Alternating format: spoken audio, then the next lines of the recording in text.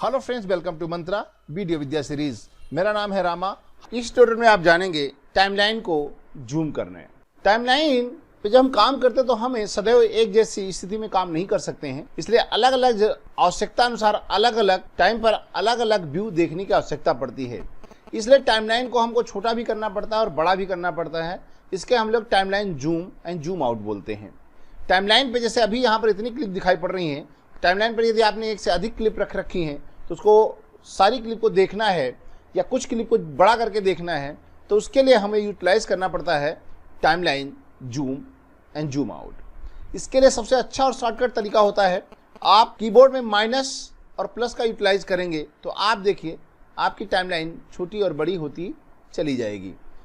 Minus जितनी बार minus करेंगे clip उतनी बार छोटी होती चली जाएगी, लेकिन एक लिमिट पे आने के बाद में वो जूम आउट होना बंद हो जाएगी। फिर प्लस करेंगे तो प्लस होता रहेगा और प्लस भी एक फ्रेम की स्टेज में आकर के रुक जाएगी, उसके बाद जूम नहीं होगा। तो जूम इन जूम आउट आप जितनी बार प्रेस करते जाएंगे उसके हिसाब से ये आपको जूम करते टाइमलाइन को जूम करके आप देख सकते हैं प्लस माइनस के द्वारा। इसके अलावा यदि आप टाइमलाइन को जूम करना चाहते हैं तो आपके सामने यहाँ पर जूम बार दी गई है। इस पर आप माउस के द्वारा इसको, यदि आप यहाँ पर जो जूम बार में देखिए लेफ्ट साइड में एक सर्किल दिख रहा है और राइट साइड में भी एक सर्किल दिख रहा है। यदि लेफ्ट साइड से या राइट साइड से हम अंदर की तरफ प्रेस करेंगे तो आपकी टाइमलाइन जूम होती चली जाएगी। बाहर की तरफ करेंगे ये छोटी होती चली जाएगी, जूम आउट होती चली जाएगी। यहां पर इसको जूम इन जूम आउट करने का अलग अलग तरीका होता है। जैसे आपने यहाँ पर सेंटर में रखा है, यहाँ पर ऐसे है तो ये क्या करेगा इस तरीके से, जैसे हमने यहाँ पे रखा है तो ये देखिए अभी देखिए दोनों तरफ से क्लिप छोटी हो रही है, राइट। ये देखिए, और यदि आपने एक तरफ यहाँ पर ऐसे एक लेफ्ट साइड में टच कर लिया है उसके बाद इसको करेंगे तो ये देखिए केवल राइट साइड से आपका लेफ्ट साइड वहीं पे रुका हुआ है और राइट साइड मूव कर रहा है, इसलिए आपको टाइमलाइन जूम केवल राइट से हो रही है। जब आप राइट साइड वाले आइकन को अंदर की तरफ करेंगे तो आप देखें एक टाइम के बाद में ये सेंटर से जहां आपका प्ले हेड होगा उस एरिया को ये जूम करना शुरू कर देगा। आप इस जूम बार को आगे पीछे लेफ्ट राइट करके अपने पर्टिकुलर एरिया को देख सकते हैं उसी जूम लेवल पे।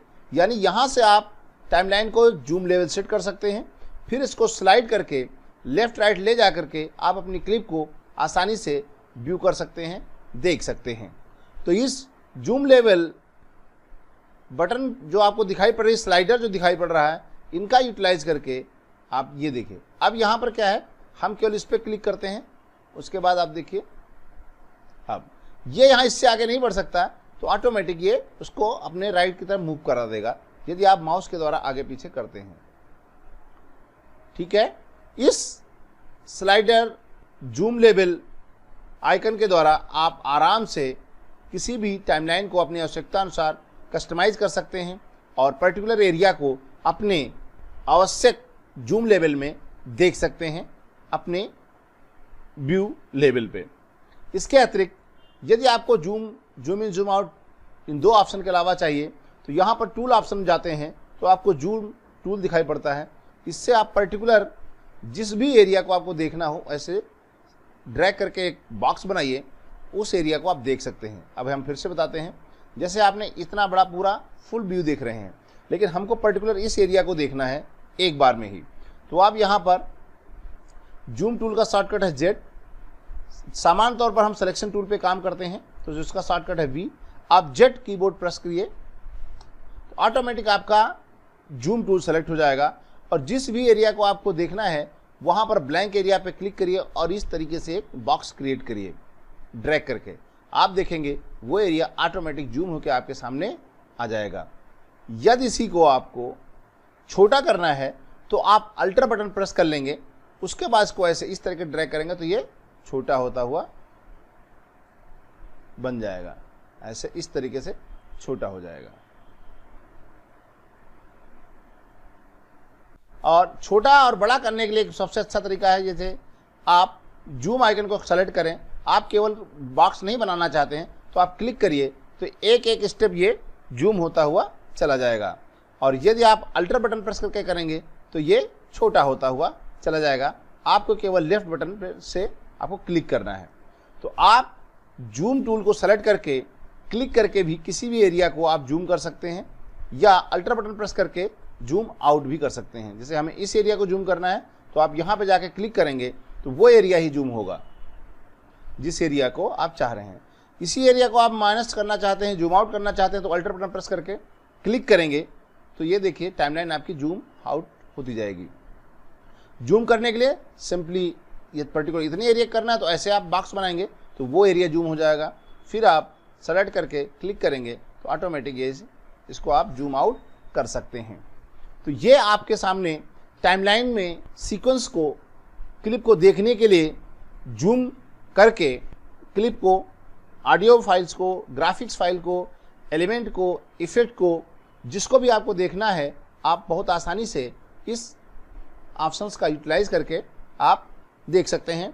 सबसे पहला ऑप्शन हमने आपको बताया माइनस एंड प्लस। कीबोर्ड में माइनस प्लस बटन का यूज करके आप छोटा बड़ा कर सकते हैं अपने सीक्वेंस को। इसके अलावा आपके पास स्लाइड जूम लेवल बटन है, ये स्लाइडर, इसके द्वारा आप इन सर्किल आइकन पे क्लिक करके आप अपने पर्टिकुलर एरिया को जूम लेवल पे देख सकते हैं। ये इसके अतिरिक्त यहाँ पर आपको टूल ऑप्शन दिया गया है, जूम टूल, जिसका शॉर्टकट जेड है। इसको यूटिलाइज करके भी आप अपने सीक्वेंस को अपनी आवश्यकता अनुसार जूम कर सकते हैं या जूम आउट कर सकते हैं। ये ऑप्शंस आपको यहाँ पर भी मेनू में जब जाते हैं तो सीक्वेंस मेनू में जब जाएंगे तो यहाँ पर आपको जूम इन करने के लिए प्लस बटन को यहाँ पर माइनस बटन का नाम दिया गया है, यहीं से आप क्लिक करके इसको आप छोटा बड़ा भी जूम आउट या जूम इन कर सकते हैं, जो आपको यहाँ पर ऑप्शन दिया गया है। ये दो ऑप्शन आपको यहाँ पर भी दिए गए हैं मेनू बार में। यहाँ से क्लिक करके आप अपनी टाइमलाइन को जूम इन जूम आउट कर सकते हैं। इस ट्यूटोरियल में इतना ही। Thank you for watching. तो आप हमारे साथ बने रहिए, देखते रहिए, सीखते रहिए और अगले वीडियो तक रामा की राम राम।